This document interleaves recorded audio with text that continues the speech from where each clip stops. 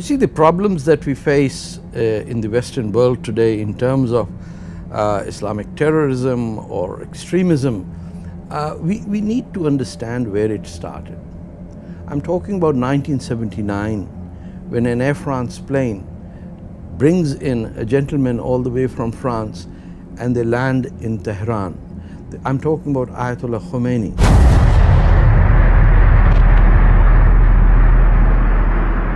Why I left Iran, I have to go back to say why. What happened to me that I had to leave Iran?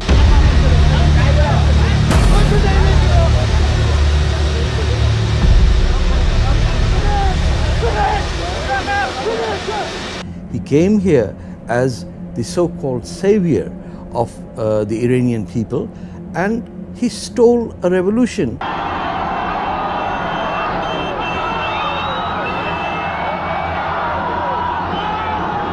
At age 16, when it was the kind of early revolution, Islamic revolution, I was arrested by the Islamic Republic of Iran's military forces.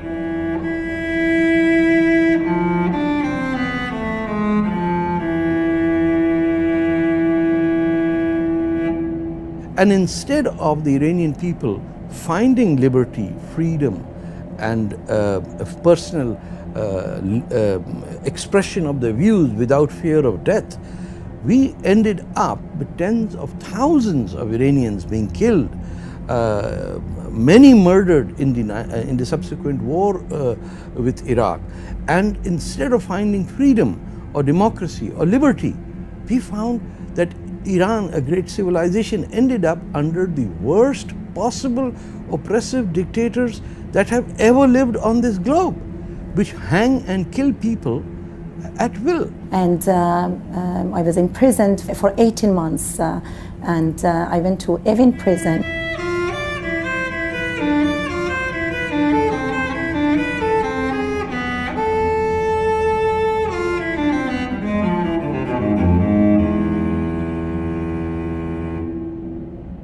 If I want to just go back to say why I was arrested, why the Islamic Republic of Iran would arrest a 16-year-old child, I have to say that because all my rights as a woman, as a young girl, was taken away from me after the establishment of the Islamic Republic in Iran under the Khomeinist regime.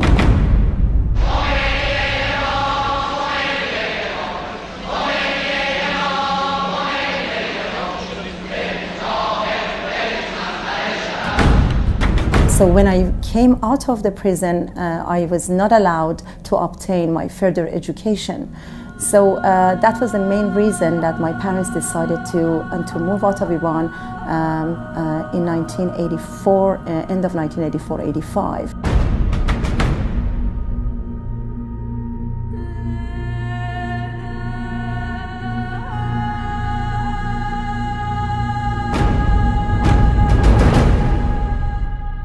Human rights issue in Iran has been very serious, and actually that is the reason why there are about 200,000-300,000 Iranians are living in Canada.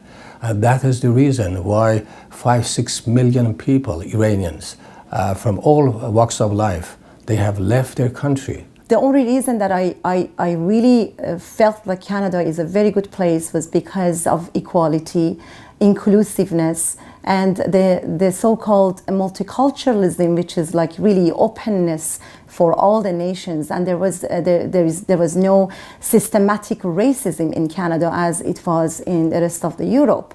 And I was very happy, and I felt very comfortable and safe after coming to Canada.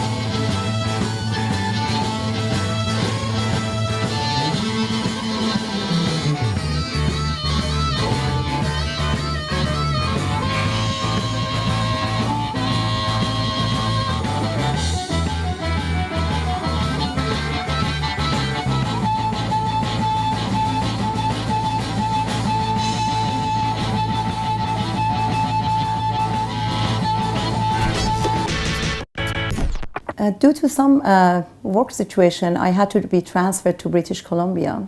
And I lived there for over 8 years, and then before coming to Ottawa in 2002. But in British Columbia, I never experienced the presence of the Islamic Republic and their activities, either in Vancouver or in other cities, surrounding cities.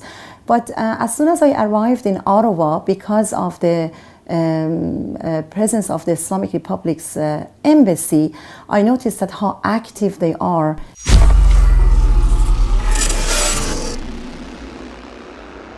In 1980, the Iranian assassin Daoud Salahuddin had an escape route that lay through Canada.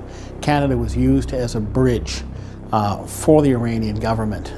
There was the former press attaché of former government of Iran during the Pahlavi dynasty was living in United States, and his name was Ali Akbar Tabatabai.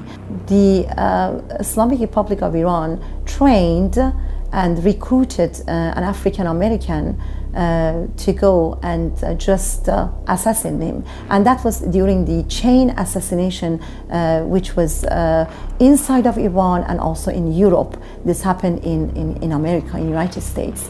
And this man dressed up as a postal worker. I told him, special delivery package for Mr. Tabatabai. He has to sign for it. And I heard his voice in the background, and he did come out to sign. And then for the first time in my life, and for the first and last time in his life, we saw each other. Where were you holding the gun and where were you holding the package? The package was facing him.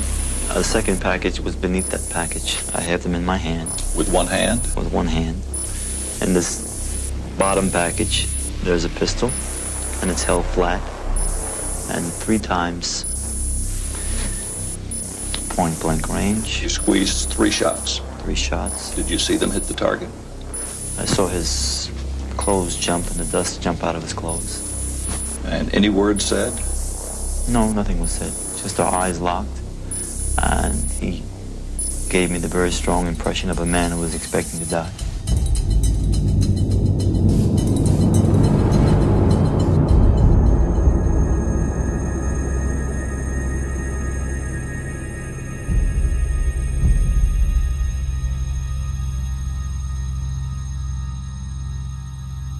As soon as I arrived in Ottawa, because of the presence of the Islamic Republic's embassy, I noticed that how active they are in universities, having cultural events, bringing some movie stars, also having their own artists and musicians to Canada, art performances, and also a lot of cultural activities inside of the cities of Canadian cities, like city of Ottawa, in the libraries, talking about Iranians' arts, and to draw the attention of the public and showing it that they are not warmongers, they are not terrorists. All the Iranian embassies emphasizing is true culture and art.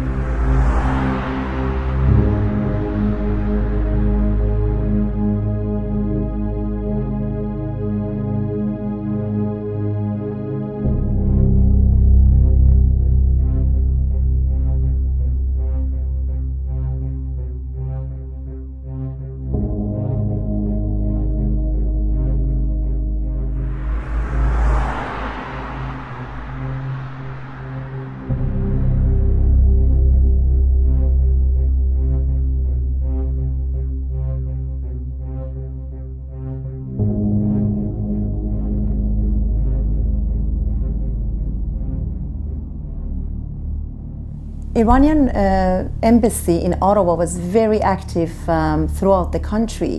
They started their activities through having a lot of religious events. Religious ceremonies like Ashura, religious ceremonies like Arba'in, Ashura, Tasua. the birth of a prophet or the death of the prophet and things like that, to try to persuade people of conviction, religious conviction from other countries, and try to gather them and organize them against the Iranian dissidents and ordinary Iranian citizens.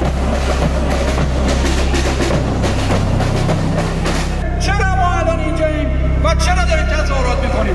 احتمالاً از طریق اطلاعیه هایی که دیشب پخش شد تقریبا همه تو جریان هستن. عناصر و ماموران جمهوری اسلامی ایران اعزام شدند در شهر تورنتو زیر پوشش مراسم عاشورا.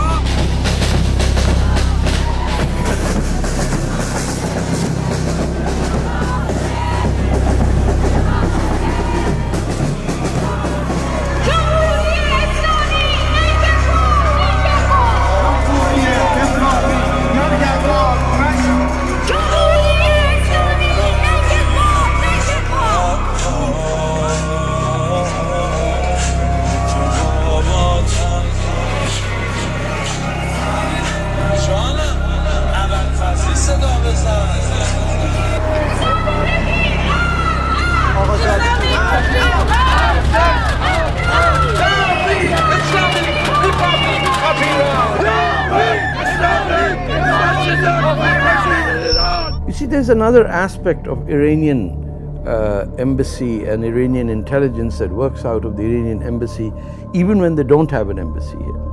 They work out of a certain number of mosques that are operated not by Iranians, but by South Asian, which I mean Indian, Pakistani Shias and Arab Shia communities. So over there, you have celebrations of Ayatollah Khomeini.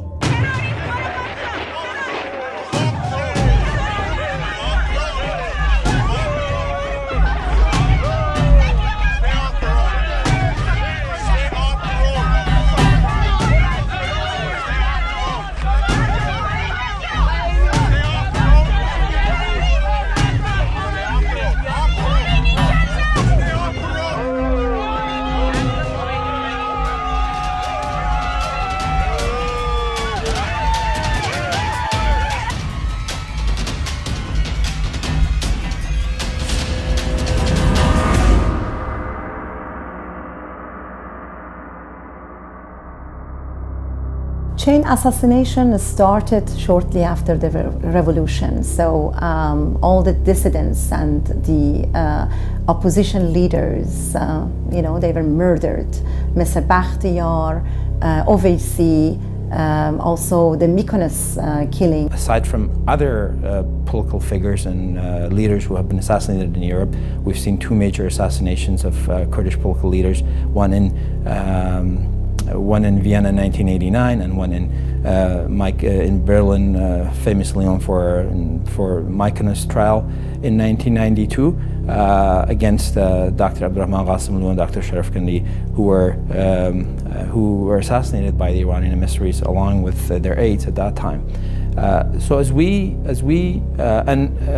know for a fact from the court findings and the investigations that were done, much of the planning were done through the embassies. تجربه خود من از جریان نمایندگی جمهوری اسلامی در آلمان به ویژه در رابطه با تروری که در برلین انجام گرفت، در اونجا در دادگاه روشن شد که اینها در فعالیت‌های تروریستی شرکت دارند و به ویژه در رابطه با جریان ترور در برلین معلوم شد که سفیر ایران در بن تو این جریان دخالت داشته و بعد از تروری رو که انجام گرفت اسم رمزی رو که از سفارت به تهران زده بودند به نام فریاد بزرگ علوی، منظور فریاد آیت الله علی خامنه‌ای هست، این رو دستگاه‌های اطلاعاتی آلمان ضبط کرده بودند و این خودش سندی بود که سفارت در رابطه با این جریان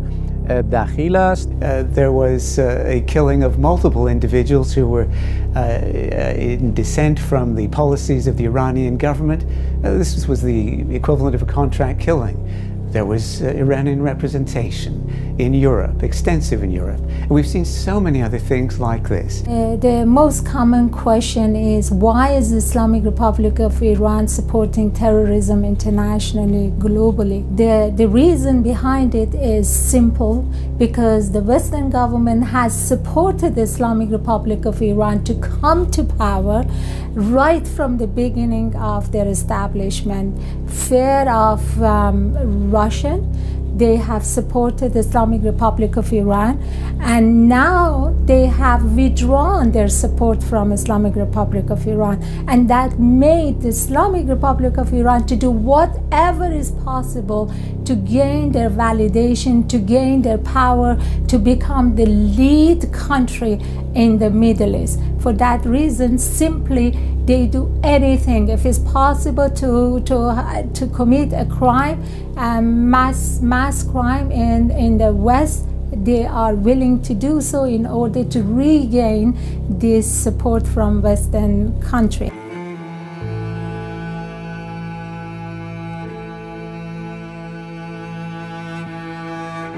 رضا مظلومان، علی اکبر قربانی، زهرا رجبی، فریدون فرخزاد، محمد نقدی، شاهپور بختیار، محمد صادق شرفکندی، سیروس الهی، فریدون فرخزاد، علی توکلی، علی اکبر قربانی، حمیدرضا چیتگر، شاپور بختیار، غلام علی اویسی، عبدالرحمن برومند، علی اکبر طباطبایی، سیروس الهی، شهریار شفیع، کاظم رجبی، احمد توکلی، عبدالرحمن قاسمی، محمد صادق شرفکندی، فریدون محمد فرخزاد، زهرا رجبی، علی اکبر قربانی، عبدالرحمن شاهپور بختیار، بیژن فاضلی، عبدالرحمن برومند، غلام کشاورز، سیروس الهی.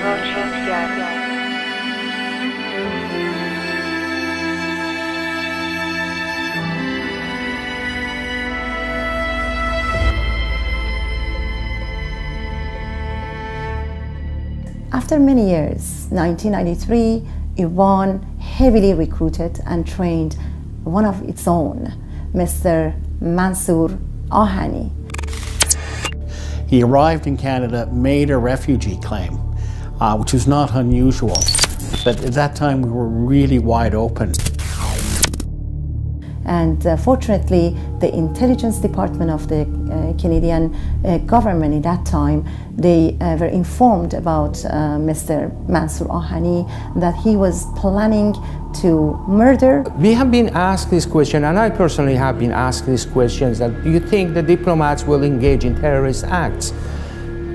This is actually an issue that has been proved in Canada.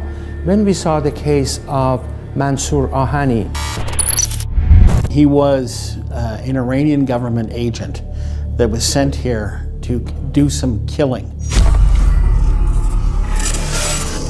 He was actually affiliated with the Iranian Security Agency and the Ministry of Intelligence. Now, he was infiltrated. When I say he was infiltrated, he was put in Canada by the Iranian Ministry of Intelligence, but basically portraying as being a genuine political refugee.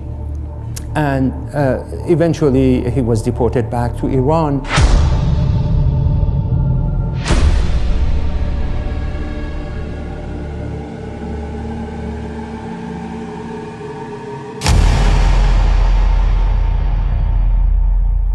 It is a horrible tally of broken bones, bruises, and other traumas.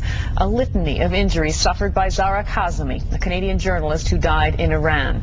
The details come from an Iranian doctor who says he examined Kazemi in hospital and who says he believes his patient was tortured. Well, the case of Zara Kazemi, the Iranian-Canadian photojournalist who was taken prisoner by the Iranian regime on what appear to be trumped-up charges and wound up dying in custody, reportedly raped, in fact, brutalized in any event, is in many ways illustrative of the fallacy that surrounds so many claims that we need to have the Iranian embassy in Canada opened.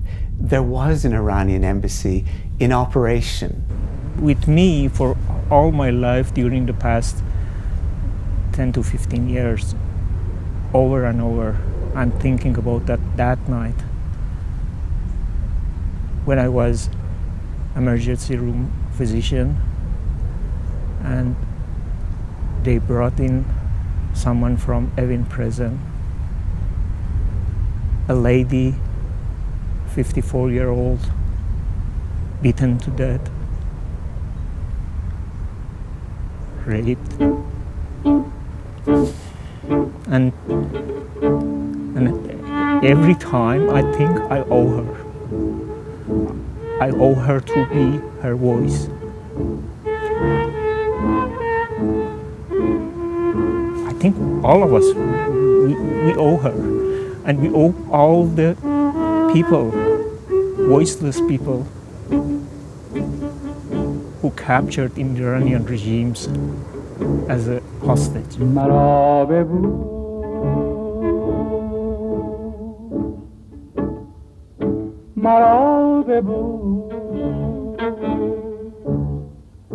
برای آخرین بار تو را خدا نگهدار که می روم به سوی سرنوشت بهار ما گذشته گذشته ها گذشته منم به جستجوی سرنوشت.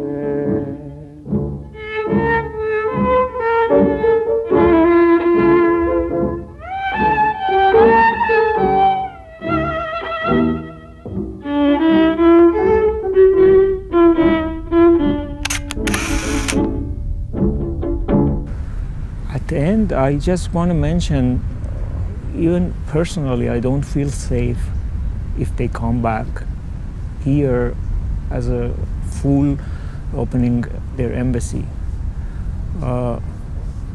because of their history of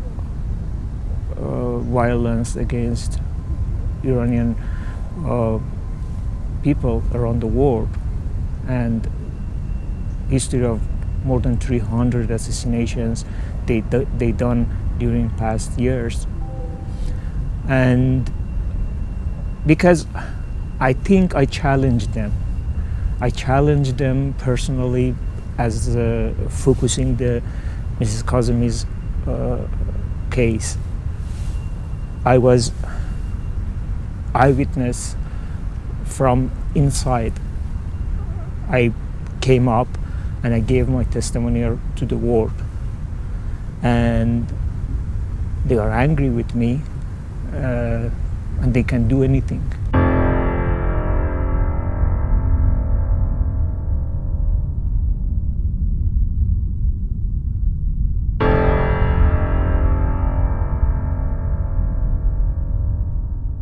In 2012, on September 7, 2012, Canada and Iran's relationship was severed and the embassy was shut down.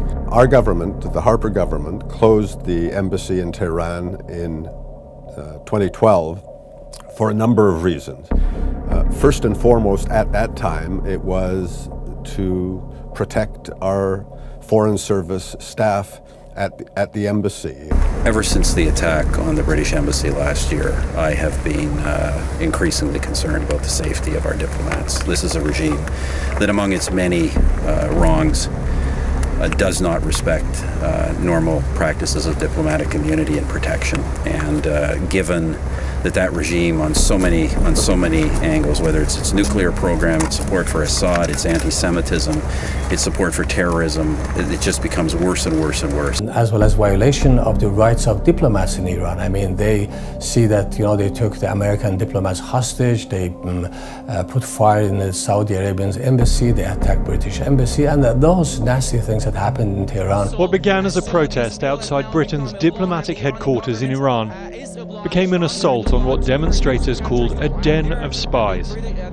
Some officers appeared to just look on as protesters smashed the symbols of Britain's presence in Iran. There is no guarantee on any given day, particularly when it involves countries like Canada, which are very open and frank in their fair criticisms of the Iranian regime, that Iran in fact will protect the Canadian Foreign Embassy staff and ambassador. But also Iran is very aggressively engaged in espionage, influence operations, and trying to intimidate its critics and exiles and refugees here in Canada. The Iranian regime diplomats are known to be infiltrators of the Iranian regime in the Iranian communities in Canada and elsewhere, and that was one of the main reasons why the Iranian embassy was closed in the very first place. The message, whether stated explicitly or otherwise, to those Iranian Canadians is, look, we have the backing of a nation state, of intelligence services, of the military, and of outright terrorist organizations, some of which have a presence on your soil here, and we're prepared to use all of that against you. In recent years, before the closure was announced, we found that the Iranian embassy in Ottawa was engaged in criminal activity, attempting to obtain material to support its nuclear adventurism. The other concern, of course, is that the Iranian embassy, their intelligence activities also include things like economic intelligence gathering and information theft. The Iranian government has again had a long history of trying to appropriate or steal technology or acquire sensitive technology through underhanded means. When it comes to Iran, we have to keep in mind that Islamic Republic of Iran has been violating human rights for its own citizens for the past 38 years they have been in office. The Iranian government, ever since its founding after the revolution in 1979, has at every opportunity violated the rights of dissidents. It's imprisoned people, it's tortured people, it has murdered people, it has subjugated women, treated them as second-class citizens. It has treated religious and ethnic minorities terribly. So our government has to keep this in mind, and I believe that they are keeping this very issue of human rights in their mind. You know, the Iranian government has carried out massacres, horrendous, unspeakable massacres. Last year alone, an estimated 1,000 Iranian citizens were executed. And they've exported their terror abroad. There have been assassinations of dissidents abroad. There have been attacks in every corner of the globe. Iran has been recognized by Canada and countries around the democratic world as a chronic sponsor of state terrorism. We have seen in the last close to 40 years a lot of influential figures, political leaders, activists, human rights activists, writers have been targeted both inside and outside of Iran. As well, Iran has been engaged for decades in its nuclear adventurism, its attempt to acquire nuclear weapons, which it has repeatedly, specifically said would be used to eliminate the state of Israel. It's also important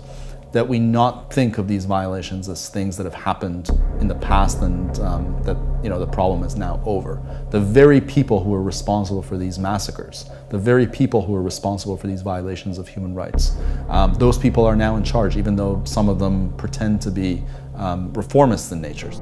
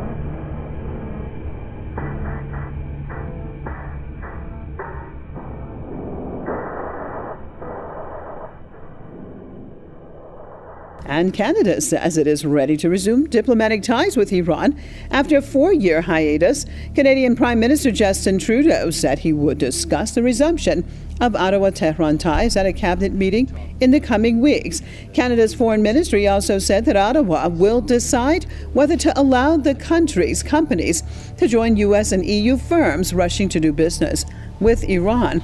Under this government, there have been attempts to reestablish diplomatic relations with Iran. And we hear about reasons like, how could it help if we cut off all communications? We need to be in diplomatic relations with every nation. But this is not a nation that you want to be in diplomatic relations with.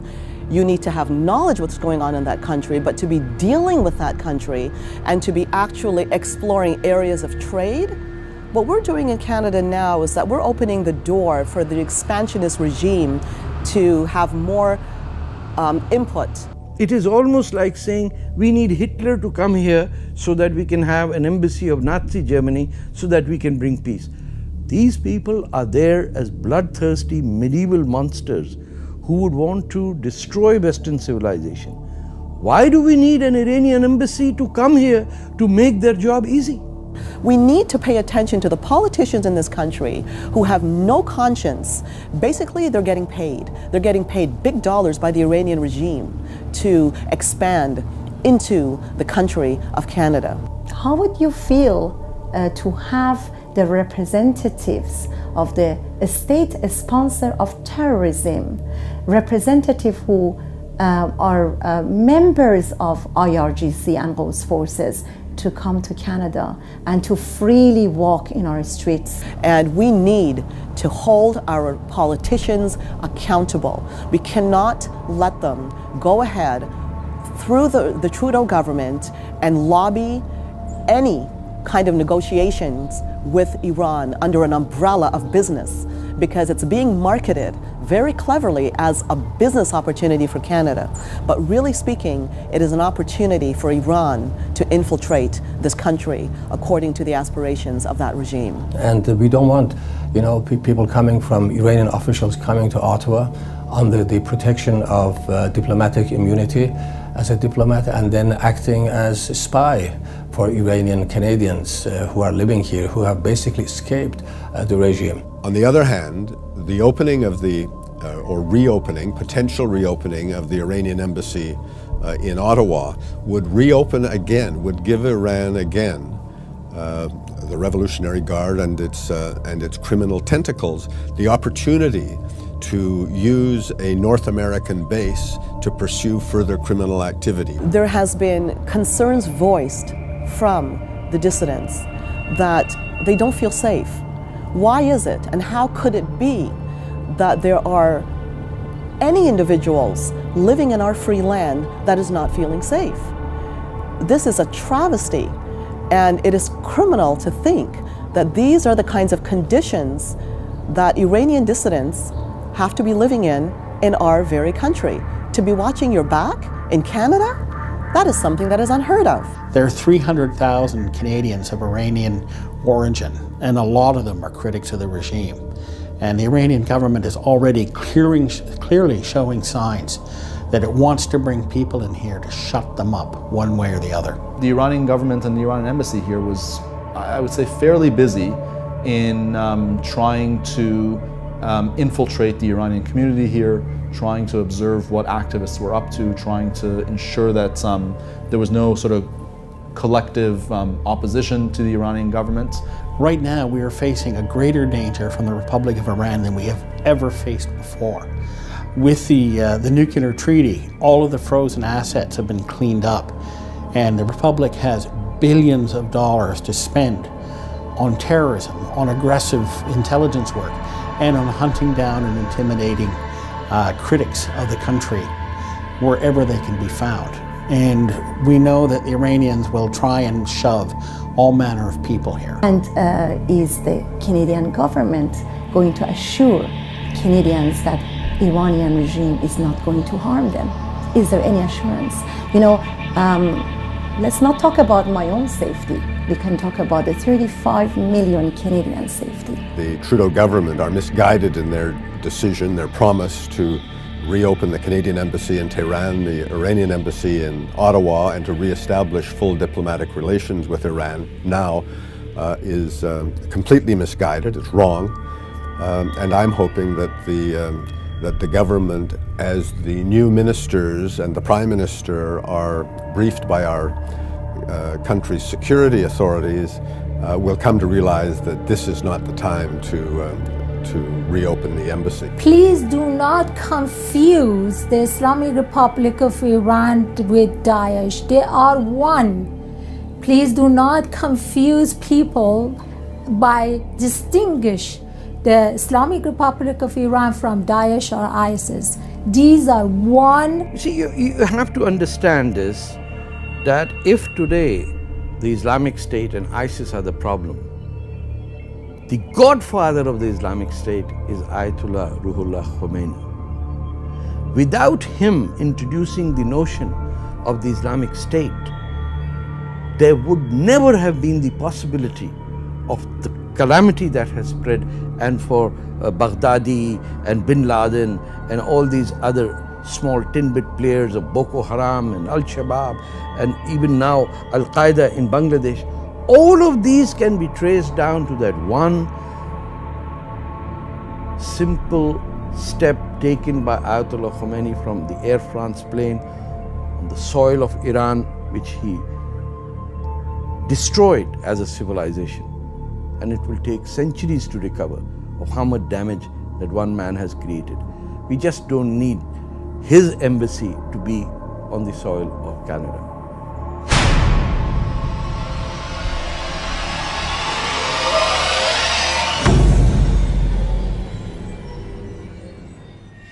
I'm sure that now, somewhere in Canada, there is an airplane landing, and there are the envoys of the Islamic Republic of Iran arriving and setting their steps into our soil, and they complete their mission, their terrorist activities.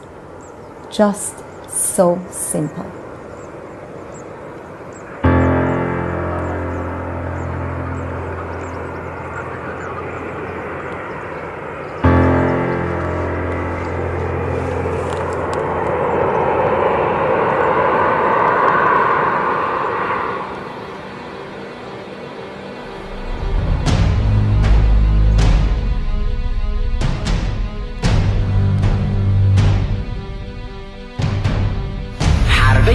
ما جهاده و جهاد ما رو دارن کند میکنن، در داخل به بهانه خشونت و در خارج به بهانه تروریسم. افتخار میکنم که اون تروریست خارج از کشور، یعنی حزب الله لبنان، اون تربیت شده دست ماست. افتخار میکنم به تروریسمی که بشود بر پایه های کفر لرزه افکن. این خشم و غضبی است که خدا از آستین حزب الله بیرون میاره، چیز سر دشمنش میزنه.